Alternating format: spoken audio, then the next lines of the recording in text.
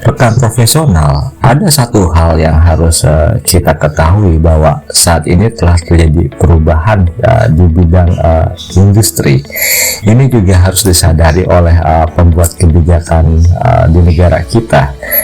Saat ini banyak sekali pembuat kebijakan negara kita menawarkan investasi ke luar negeri dengan harapan membawa nilai investasi yang besar, menanamkan modal Indonesia dan menyerap tenaga kerja dalam jumlah besar. Itu bagus sekali karena salah satu cara untuk mengurangi tingkat pengangguran dan juga untuk menggerakkan ekonomi domestik. Dalam hukum ekonomi itu kita harus bisa menciptakan produktivitas tingkat tinggi. Itu tidak salah, tetapi harus diingat dunia sudah berubah. Perusahaan-perusahaan teknologi dan perusahaan-perusahaan non teknologi itu tidak membutuhkan sumber daya manusia dalam jumlah besar saat ini. Oleh karena itu, kalau kita menawarkan dengan slogan ya bahwa Indonesia itu mempunyai keunggulan di bidang demografis, bahwa banyakkah generasi muda yang produktif atau golden generation, itu tidak salah. Tetapi kalau sumber daya manusia yang mempunyai surplus demografis ini tidak mengerti tentang keadaan industri sekarang yang lebih sedikit membutuhkan tenaga kerja, ini akan menjadi bumerang. Jadi mindset ini yang harus dirubah. Banyak para pembuat kebijakan di Indonesia menganggap bahwa industri ini masih industri 4.0, padahal di dunia internasional sudah mengarah ke industri 5.0 dan mengarah ke future industry 6.0. Apakah pembuat kebijakan negara tidak tahu dalam hal ini? Mereka tahu, cuman mereka menyadari keterbatasan kemampuan infrastruktur kita memang belum bisa menyangkau ke level selanjutnya. Oleh karena itu, sekuat tenaga mereka menawarkan bahwa ini loh, kita di industri 4.0 ini masih memiliki keunggulan walaupun eranya sudah berbeda. Dan ini yang membuat kita bingung nih saat ini. Investasi ini diarahkan untuk apa? Kalau menurut saya, kalau kita salah persepsi, lebih baik industri dalam negeri yang menyerap tenaga kerja besar ini lebih baik digalakkan dibandingkan lebih banyak kita menawarkan ke luar negeri. Karena orang-orang di luar negeri itu lebih investasi kepada nilai teknologi dan juga pemanfaatan teknologi robotik.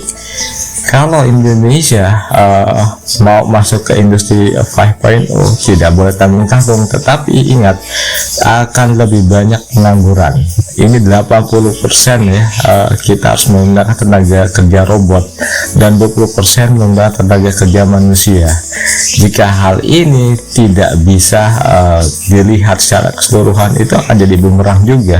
Ini orang-orang ini mau kemana? Sementara kita juga untuk ekonomi antariksa ini belum, sampai saat ini belum ada pun satupun pemimpin yang punya konsep tentang hal itu.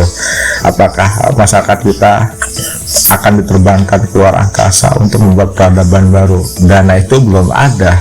Padahal nantinya dunia itu akan mengarah kepada ekonomi antariksa, di mana pergerakan ekonomi itu di luar bumi ya, jadi berada di luar angkasa, dan itu justru membutuhkan biaya yang sangat besar. Tapi nilai ekonominya juga jauh lebih besar karena alam semesta ya, khususnya di tata surya kita itu memberikan nilai ekonomi tanpa batas, unlimited economic value.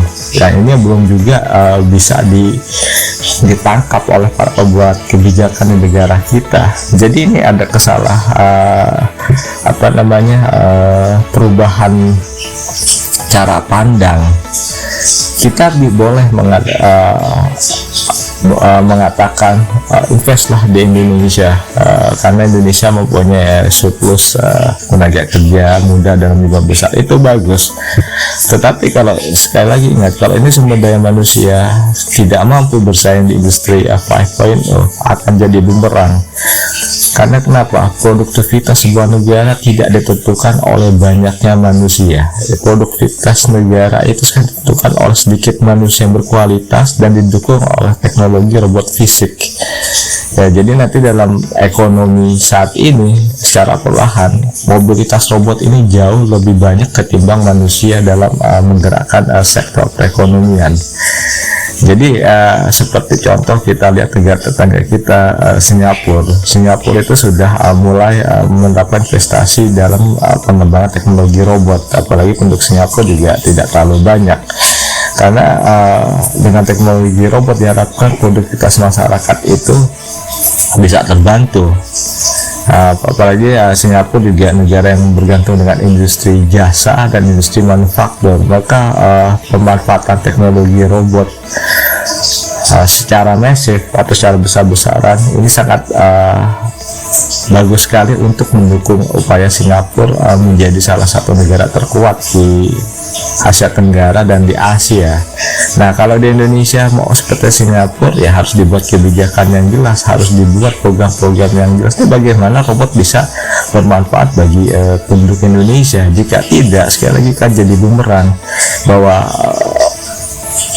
kita menyadari pembuat kebijakan ini bingung kalau ingin melangkah ke industri yang selanjutnya, infrastrukturnya tidak siap, dananya juga tidak siap, ya, dan juga konsep atau program yang dibuat juga belum ada. Jadi ini masih ada sebuah cara pandang yang salah. Kita memang kaya dalam sumber daya alam, cuman pemanfaatan sumber daya alam ini belum bisa memberikan hasil yang maksimal bagi kemakmuran rakyat, karena di Indonesia ini kan dilema masalah sumber daya manusia dan juga modal. Yang ini yang pekerjaan rumah yang belum bisa diselesaikan, bahwa alam belum bisa memberikan kontribusi bagi kemakmuran negara karena belum bisa diolah yang menggunakan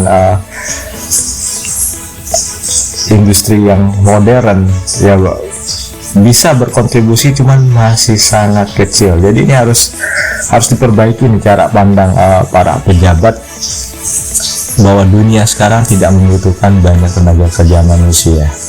Dunia sekarang membutuhkan banyak tenaga robot fisik. Kalau kita masih menawarkan bonus demografi pada investor internasional, mereka akan berpikir nilai investasi akan kembali seperti apa. Jangan-jangan nanti dengan banyak nilai demografis jadi pengeluarannya lebih besar ketimbang hasil yang diharapkan. Investor saat ini tidak mau terlalu banyak mengeluarkan uang dengan hal-hal yang tidak perlu, ya, seperti menggaji karyawan dalam jumlah yang besar, memberikan asuransi, ya kan, memberikan nilai uang yang atau tambahan bonus yang lebih tinggi asal prestasi kerja. Tidak mau. Mereka menginginkan karyawan dalam jumlah sedikit diberikan gaji yang tinggi, ya, tetapi mereka mampu bekerja produktif bersama dengan mesin robot. Ini yang saat ini yang harus mulai dipelajari oleh pembuat kebijakan di Indonesia. Jadi ingat, ekonomi saat ini tidak membutuhkan terlalu banyak keterlibatan manusia, justru lebih banyak membutuhkan keterlibatan tenaga kerja robot. Saya Satya Indarto dari Global Strategis. Semoga penjelasan singkat saya ini bisa memberikan perspektif baru. Terima kasih banyak.